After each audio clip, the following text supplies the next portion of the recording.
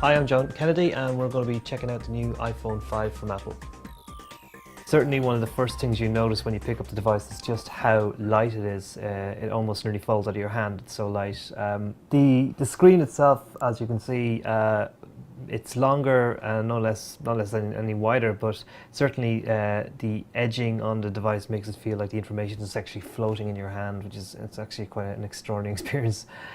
It has an enhanced retina display. As you can see the back of the device, it's quite different from the glass as you would see on most iPhone 4S devices and predecessors. It's this brushed aluminium feel, so it's certainly different. It's much thinner as well. It's about 20% thinner. Yeah, there's some significant design improvements on this device. A couple of the design changes you'd see. The speakers are different from the iPhone 4S. This basically, apparently there's been so many changes inside the iPhone 5 that allow you to basically allows Apple to cram more functionality into the device. So the speakers, believe it or not, are actually 20% smaller than the device. You'll also notice the connector has moved from a 30-pin connector down to an 8-pin connector, and I'll just show you what that means in real terms. So as you can see, old connector, and this is the new connector. So hard to know what to make of Apple's logic in this. It's probably going to frustrate a lot of owners of these devices. Again, you'll have a lot of speaker systems that will, be built for this, but this is what's coming or what's here now, and I know that this will filter through the entire array of iOS devices like the iPads. The other significant change is the actual earpieces are the new design earpieces from Apple. Again, why Apple is doing this? Well, they say this set of earpieces has a technology called wideband audio, and this allows you to basically hear things much better. And I have to say, if you're doing phone conversations for people, it does actually have a more natural feel. You actually do feel like you're in the room with the person you're talking to, notwithstanding the cellular signal, but it does give you that feeling as if you're wearing those headphones favoured by professionals and hipsters. What I really like about this new look iPhone is certainly the long screen lends itself lovely to managing your apps. Actually, you get an extra layer, or sorry, a row of apps. So just to compare the iPhone 4S range of apps and this, as you can see, you just get that extra row, and it just gives you that feeling of just being more in control. The other benefit of the long screen again is the effect this has on your calendar. You actually just can see so much more, and I think that's fantastic. The calendar really kind of comes into its own. You're more likely to look at more information, and the Facebook integration as well is something else. You can basically tie in your friends' calendars from Facebook. You know whose birthday it is. You know what events are coming up. So yeah, you can really get a more of an intimate feel for all the information you're struggling these days to manage in one place. And again, the extra long screen just gives you that sense of assurance. Okay, the other key things in the device, obviously Apple's own mapping software has caused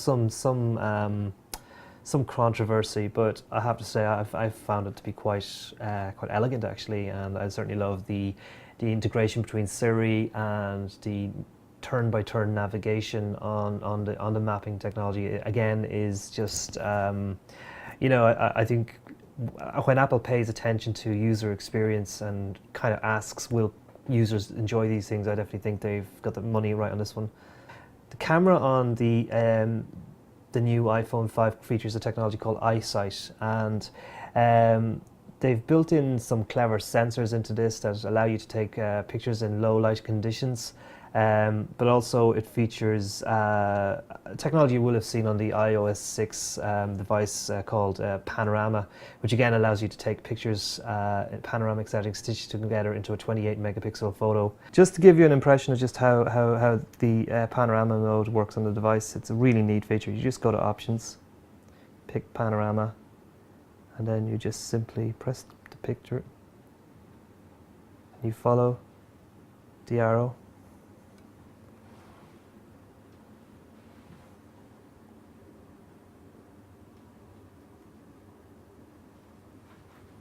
So this is a panoramic of the room we're just in, but it's a very small room, so you won't be able to see a lot. But basically, it's a very intelligent feature. It just guides you as you just take your picture and as you move around. So not the best place. I mean, it would be better if we were in Paris or somewhere taking a really nice shot of a nice set of buildings, but you get the idea. The camera on the front of the device is a 1.2 megapixel camera capable of 720p high definition, whereas on the back it's an 8 megapixel camera and that's capable of 1080p high definition pictures. Again, the camera technology is quite amazing in this. I mean, that's one of the things Apple is excelling on is their camera technology. One of the other cool things about the camera is it actually can you can shoot with face recognition for up to about 10 people, which is amazing.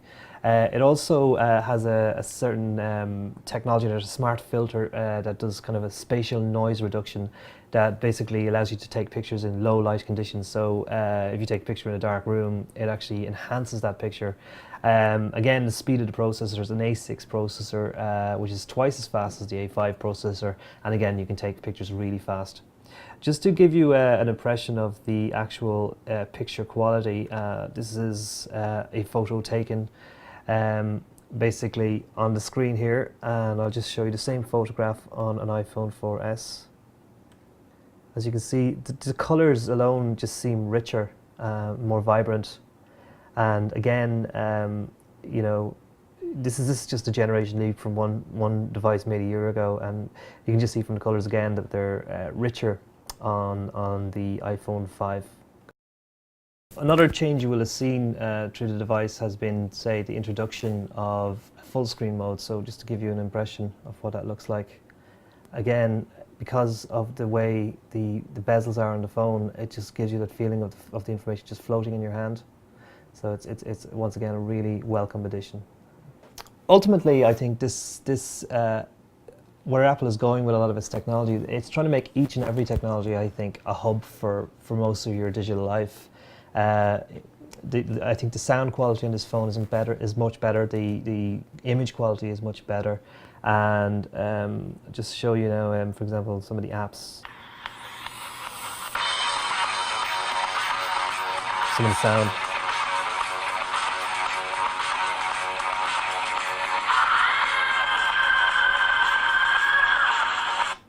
That's just a device in your hand. It's as good as a speaker system in your home, I think. It's really, really impressive.